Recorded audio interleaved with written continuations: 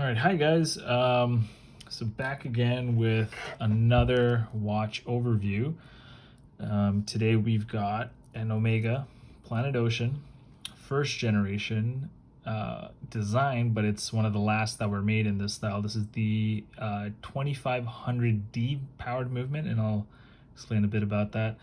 And this is one of the most unique combos I've seen, where black bezel with the green numerals, the green Arabic numerals.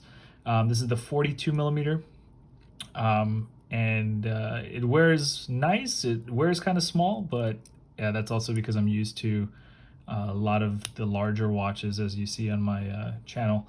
It's got the 3-link Planet Ocean completely rounded bracelet, which is really nice. You can see here it's got Seamaster Professional, Planet Ocean.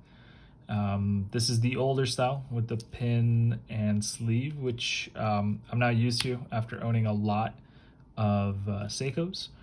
It does not have an adjustable clasp, which is obviously because it's obvious because it's an older one, but it does have this dive out extension, which is cool. One thing is really nice is a 20 millimeter lug width. Let's get back to it. 20 millimeter lug width, and it tapers down to 18, I want to say.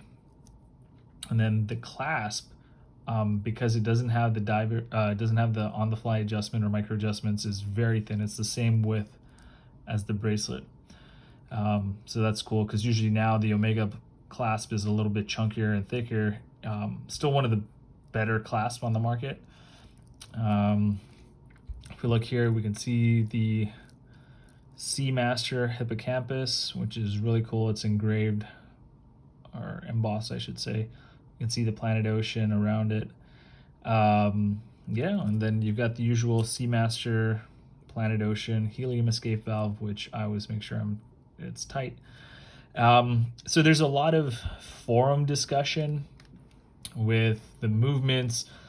Some people care, some people don't care, some people are indifferent, and there's been multiple versions. So the 2500, at least from the research I've done, is based off a modified ETA movement of the 2894. I think it's one of their high-end ones. It's not the normal 2824, but it's a higher grade movement, and Omega modified it. And then obviously they put in the double coaxial movement in the D version of it, and which makes it just potentially more desirable, but also the benefit is that it lasts longer between services. So how you can tell it's a D is if you look at the letter, or if you look at the date wheel.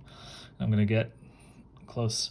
So the date wheel, if the one has a notch like that one does, it's a D. A C would have just a straight line. And unfortunately, that seems to be the only way to tell. I know some people have called into Omega in the past and asked what it does, but there's been a lot of back and forth that Omega just really puts 2500 in their system, and there's really nothing describing whether it's a C or a D.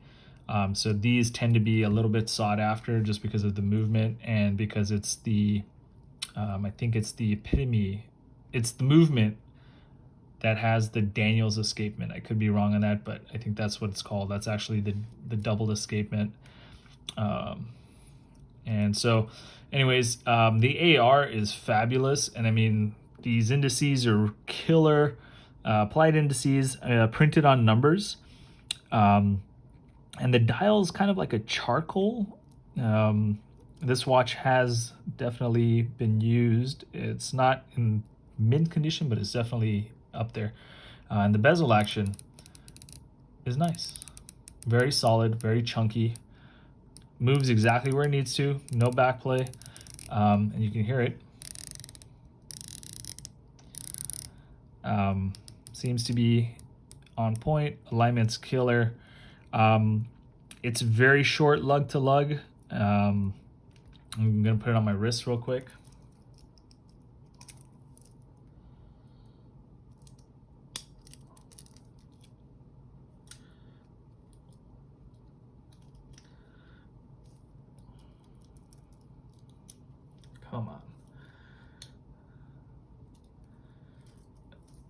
All right, I'm just gonna put it on and just show you guys what it looks like.